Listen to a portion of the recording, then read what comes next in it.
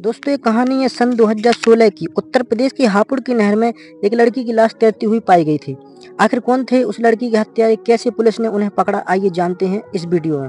तारीख थी 17 जुलाई। UP police ने इस पूरे मामले को ऑनर किलिंग का मामला समझा, लेकिन इस केस की जांच आगे बढ़ी तो 2 साल बाद दिल्ली पुलिस के सामने एक ऐसा प्रचार्य जिसे सुनकर आपके भी होश उड़ जाएंगे। यूपी पुलिस ने जिन लोगों को कातिल ठहराया था उनकी भी उसी दिन हत्या कर दी गई थी जिस दिन उस लड़की का मर्डर हुआ था। इस केस में बहुत से चौंकाने वाली बातें सामने आई थी, जिसके बारे में हम आपको इस वीडियो में बताने वाले हैं। तो चलिए जानते हैं कि आखिर पूरा केस क्या था और हत्या करने के पीछे कातिल का क्या मकसद था। दोस्तों, इस केस में सबसे अहम किरदार 6 लोगों का था। वेद प्रकाश किरोड़ी वाले, उनकी पत्नी साधना, उनकी बेटी नैना, उनका बेटा शुभम, रितेश कटियार और अभिषेक बाद। 17 जुलाई 2016 को यूपी के हापुड़ की केनल में कुछ लोगों को एक महिला की लाश तैरती हुई दिखाई देती है, तो लोगों को किसी अनहोनी का एहसास हुआ।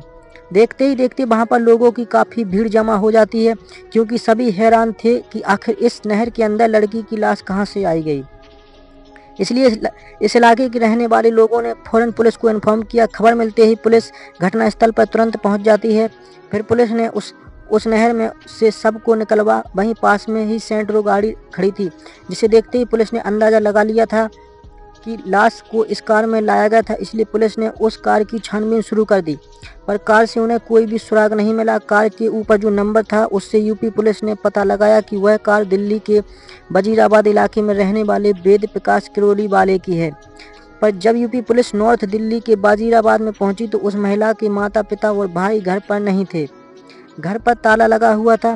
पुलिस ने आस पड़ोस के लोगों से पूछा तो किसी को भी इस बारे में कोई जानकारी नहीं थी। पूरा परिवार आखिर कहाँ गया। लड़की की पहचान नेहरा किरोड़ी वाले के तौर पर हुई, जो कि लगभग 21 साल की थी और दिल्ली यूनिवर्सिटी में पढ़ती थी। पुलिस ने इस केस को इस नज़रिए से देखा कि नैना का जरूर किसी लड़के के साथ अफेयर होगा और घर वाले उसके खिलाफ होंगे, इसलिए समाज में अपनी इज्जत बचाए रखने के लिए लड़की के माँ बाप और भाई ने मिलकर उसकी हत्या कर दी। यूपी पुलिस ने इस मामले की जो भी उसने पुलिस के हाथ तो ज़्यादा कुछ नहीं लगा, पूरा परिवार ही गया था। इसलिए यूपी पुलिस ने जब इस केस की चार्जशीट कोर्ट में दायर की तो इसे ऑनर किलिंग का मामला बताया गया और कोर्ट में कहा कि लड़के के घर वाले उसकी हत्या करने के बाद फरार हो गए। उसे रिपोर्ट और सारी बातों को सुनने के बाद कोर्ट ने नैना के सभी फैमिली मेम्बर्स को भगोड़ा घोषित कर दिया। लग रहा था जैसे यह केस पूरी तरह से ऑनर किलिंग का था और अब खत्म हो गया। इस केस को बंद कर दिया गया था। दोस्तों, जब यूपी पुलिस ने इस मामले को ऑनर किलिंग का मामला बताकर केस को क्लोज कर दिया तो उस वक्त हत्यारों की खुशी का कोई ठिकाना नहीं था, क्योंकि 4 लोगों की मौत के घाट उतारने के बाद भी वह ऐश भरी जिंदगी जी रहे थे। पर चाहे अपराधी कितना भी शातिर क्यों ना हो, वह कभी न कभी पकड़ा जाता है। ऐसा ही कुछ इस हत्याकांड में भी हुआ। फिर 2 साल बाद दिल्ली की क्राइम ब्रांच ने नैना की हत्या को लेकर एक ऐसा सनसनीखेज और दिल दहलाने वाला दावा किया जिसने पूरे सिस्टम को हिलाकर रख दिया। दिल्ली के क्राइम ब्रांच ने यह दावा किया था कि नैना का परिवार कहीं भागा ही नहीं है, बल्कि परिवार के चारों सदस्यों का बेरहमी के साथ कत्ल कर दिया गया है। दरअसल दिल्ली क्राइम पुलिस को एक दिन इस केस में जुड़ा हुआ एक ऐसा राज पता चला जिसे पूरे मामले को पलट कर रख दिया। तफ्तीश के दौरान पुलिस को जो बातें पता चली वह बहुत ही चौंकाने वाली थीं। हत्या के 2 साल बाद सिर्फ एक सुराग ने सारी बाजी पलट कर रख दी। उस वजह से कातिलों का भंडाफोड़ हो सका। अब आप जरूर सोच रहे होंगे कि मर्डर के 2 साल बाद दिल्ली क्राइम पुलिस को आखिर कौन सा राज पता चला जिससे पुलिस कातिल तक पहुंच सकी। दोस्तों, शुरुआत में हमने आपको बताया था कि इस कहानी में 6 किरदार अहम रहे।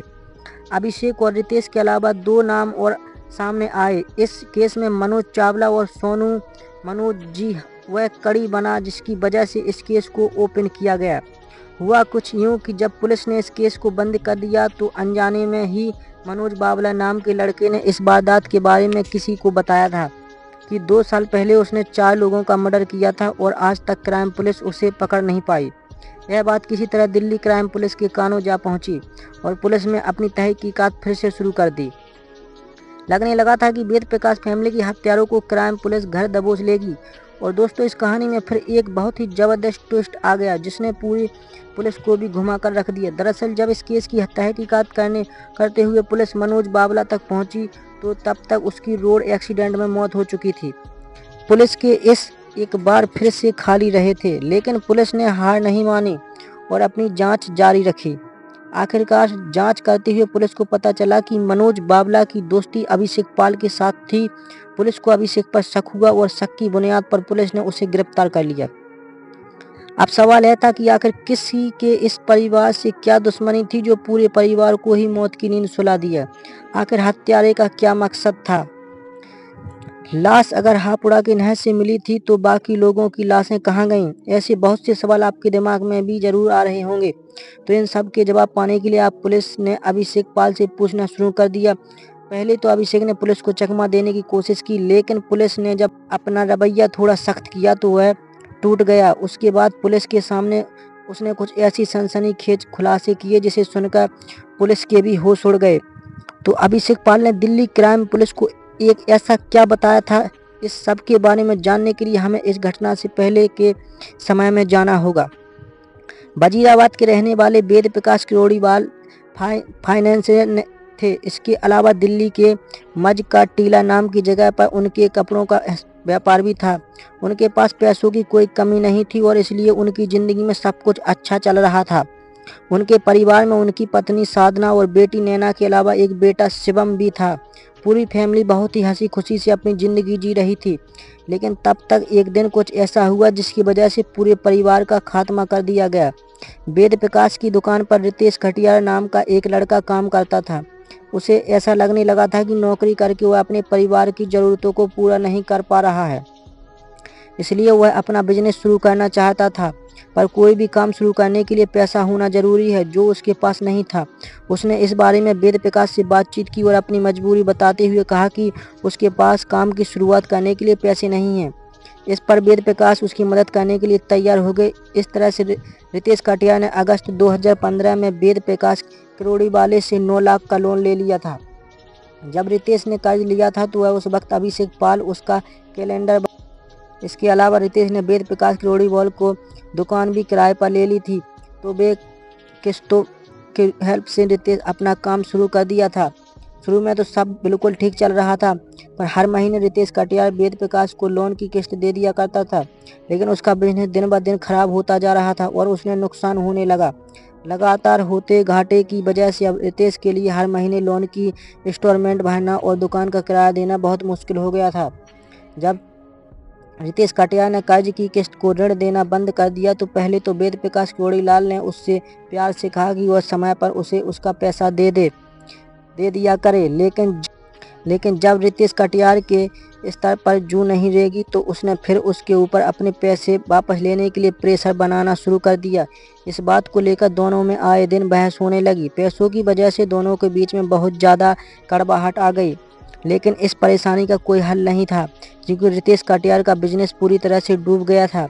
ऐसे में उसके पास वेद प्रकाश को देने के लिए पैसे नहीं थे। रोज की रोज चिकचिक और बहसबाजी से रितेश कटियार बहुत परेशान हो गया था। वह इन सब से छुटकारा पाना चाहता था। वेद प्रकाश अब रितेश कटियार के गारंट अभिषेक पर भी पैसे वापस करने के लिए दबाव बनाने लगे थे, जिससे वह भी परेशान हो गया था। जब किसी तरह से कोई बात नहीं बनी दिखाई तो एक दिन इन दोनों ने फैसला किया कि इस प्रॉब्लम का कोई बहुत अच्छा हल निकालेंगे। उन्हें अब कुछ ऐसा करना होगा जिसकी वजह से यह मामला पूरी तरह से ख़त्म हो जाए। आपको यकीन नहीं आएगा कि इन दोनों के शैतानी दिमाग में ऐसा घिनौना आइडिया आया जिसने इंसानियत को शर्मसार कर दिया। अब आगे जो भी आपको इस केस में पता चलेगा वो आपको बहुत ज़्यादा दुखी कर देगा और आप अपनी आंखों में बहने वाले आंसुओं को कंट्रोल नहीं कर सकोगे, क्योंकि अब ये दोनों कुछ बहुत ही खतरनाक काम करने वाले थे। काफ़ी सोचने के बाद उन्होंने प्लान बनाया कि वेद प्रकाश किरोड़ीवाल को हमेशा के लिए मौत की नींद सुला दिया जाए। हत्या की साजिश रचने में इन्होंने 2 किशोर लड़कों को मदद ली। मनोज बावला और सोनू को भी शामिल कर लिया था। बयान के मुताबिक अभिषेक ने नैना के छोटे भाई शुभम को ड्राइविंग सिखाना शुरू कर दिया, क्योंकि उसका मकसद था जो इस परिवार के करीब आ जाए, जिसमें वह कामयाब भी हो गया। इनको लगा कि सब कुछ इनकी योजना का हिसाब से हो रहा है। तब इन्होंने 15 जुलाई को वेद प्रकाश किरोड़ीलाल की हत्या योजना बनाई। हत्या वाले दिन यानी 15 जुलाई 2016 को अभिषेक लगभग सुबह के 11 बजे वेद प्रकाश किरोड़ीलाल के घर पहुँच गया। और उसने वेद प्रकाश से कहा कि शुभम की कार के टायर खराब हो रहे हैं और उन्हें चेंज करवाना जरूरी है। उसने वेद प्रकाश को टायर बदलवाने के लिए अपने साथ टायर की शॉप पर चलने के लिए कहा। बस फिर क्या था, वेद प्रकाश अभिषेक के टायर वाले की दुकान पर जाने के लिए घर से निकल जाता है। वह इस बात से बिल्कुल अनजान थे कि अभिषेक उनके साथ कोई खूनी खेल खेलने वाला है, क्योंकि चाहे लाख लड़ाई झगड़ा सही कर पर वेद प्रकाश को अभिषेक के ऊपर भरोसा था, क्योंकि वो उनकी दुकान पर काफी समय से काम करता था। शायद यही उनकी सबसे बड़ी गलती थी, जिसकी वजह से वह उनको पूरे परिवार की जान गई। कई बार हम ऐसे लोगों पर भरोसा कर लेते हैं जो आगे चलकर हमारे आस्तीन का सांप बन जाते हैं। इसलिए बहुत ज़रूरी है कि हमें दूसरे लोगों पर हद से ज़्यादा विश्वास नहीं करना चाहिए। तो अपने घर से निकलकर वेद प्रकाश गाड़ी वाला की अगली सीट पर बैठ गए। वेद प्रकाश किरोड़ीलाल फ्रंट सीट पर बैठे हुए थे कि तभी मौका देकर हत्यारों ने क्लच बाहर लेकर उनका गला घोंटना शुरू कर दिया। वेद प्रकाश बुरी तरीके से तड़प रहे थे और अपना जान बचाने के लिए हाथ पैर इधर उधर मार रहे थे, लेकिन सब बेकार। जब उनका शरीर ठंडा हो गया तो कातिलों ने उनके सबको कार की डिग्गी में डाल दिया। दोनों बहुत खुश थे कि उन्होंने कितनी चालाकी के साथ वेद प्रकाश किरोड़ीलाल को मौत के घाट उतार दिया था। लेकिन अब इन दोनों को इस बात का डर सताने लगा कि जब वेद प्रकाश घर नहीं पहुंचेंगे तो ऐसे में वेद प्रकाश किरोड़ीलाल की पत्नी साधना और बेटा शुभम पुलिस को इस बात की जानकारी दे सकते हैं। भविष्य के साथ घर से निकले थे। इसी डर की वजह से इन दोनों ने फैसला किया कि वो इस पूरी फैमिली को ही निपटा रहे। लगभग दोपहर के 2 बजे इन दोनों ने शुभम को कॉल किया और उससे कहा कि तुम्हारी कार के टायर सही हो गए हैं, तुम आकर एक बार गाड़ी चलाकर देख लो कि टायर सही है या नहीं। शुभम को इस बात की जरा भी भनक नहीं लगी थी कि कोई ऐसा तरह धोखे से बुलाकर उसकी हत्या कर सकता है। वो उनके पास चला जाता है। शुभम की हत्या भी ठीक वैसे ही की गई जैसे वेद प्रकाश किरोड़ीलाल की गई थी, यानी उसका मर्डर भी क्लच बार से किया गया था। गला घोटने की वजह से और सांस रुकने की वजह से शुभम ने दम तोड़ दिया। उसका मर्डर करने के बाद अभिषेक और रितेश कटियार ने उसकी बॉडी को भी पीछे डिग्गी में रख दिया, जहां पर पहले से ही वेद प्रकाश किरोड़ीलाल की बॉडी रखी हुई थी। दोनों बाप बेटे का काम तमाम करने के बाद अब इन दरिंदों ने अगला निशाना वेद प्रकाश किरोड़ीलाल की पत्नी साधना को बनाया। शाम को चली थी और उस वक्त वो फिर से वेद प्रकाश किरोड़ीलाल के घर पहुंच गए और वहां उनकी पत्नी साधना से झूठ बोला कि उनके पति का एक्सीडेंट हो गया और वह अस्पताल में हैं। अपने पति की एक्सीडेंट की खबर सुनते ही साधना परेशान हो गई और वह दोनों के साथ निकल गई ताकि जल्द से जल्द अपने पति के पास पहुंच सके।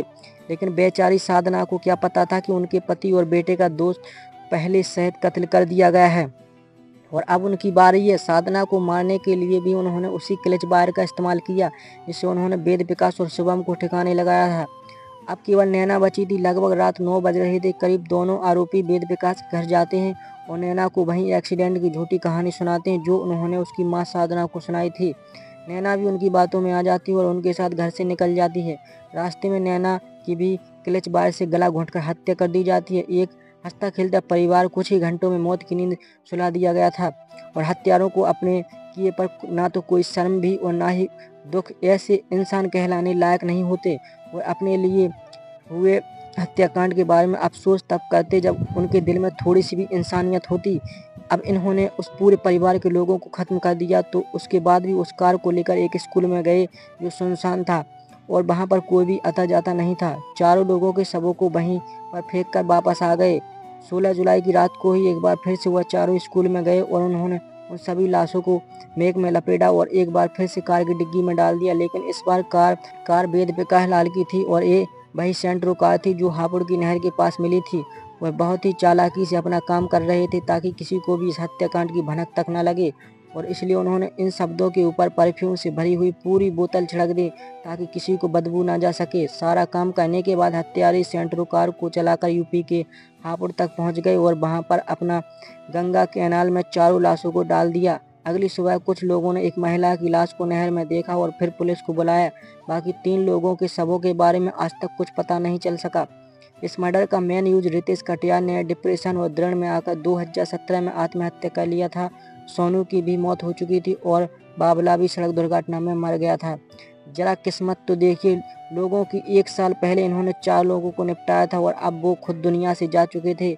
दिल्ली क्राइम पुलिस ने हत्या के मास्टरमाइंड अभिषेक पाल को गिरफ्तार करके अपने आगे की इन्वेस्टिगेशन शुरू कर दी जिससे सारा केस खुलकर सामने आ गया। फिलहाल यह मामला कोर्ट में चल रहा है और ऐसी उम्मीद है कि आरोपी को कड़ी से कड़ी सजा मिलेगी। लेकिन अगर ये यूपी पुलिस साल 2016 में इस मामले को ऑनर किलिंग का केस नहीं मानती तो अभिषेक पाल इतने दिनों अपनी ज़िंदगी नहीं गुजार सकता था। और पुलिस के सामने यह केस कुछ इस तरह की सामने आया कि तहकीकात के दौरान पुलिस को ऑनर किलिंग का मामला ही लगा। शायद हत्यारे हद से ज़्यादा चालाक थे, जिन्होंने शरीर को बहुत ही शानदार तरीके से रचा था। पर वो कहते हैं ना कि पाप का घड़ा कभी ना कभी ज़रूर भरता है और हर इंसान को अपने कर्मों का फल भुगताना पड़ता है। ठीक ऐसा ही इस केस में हुआ। दोस्तों, इस पूरे हत्याकांड के बारे में आपकी क्या राय है, कमेंट करके ज़रूर बताएं। और अगर आपको वीडियो अच्छी लगी हो तो इस वीडियो को लाइक ज़रूर करें। धन्यवाद।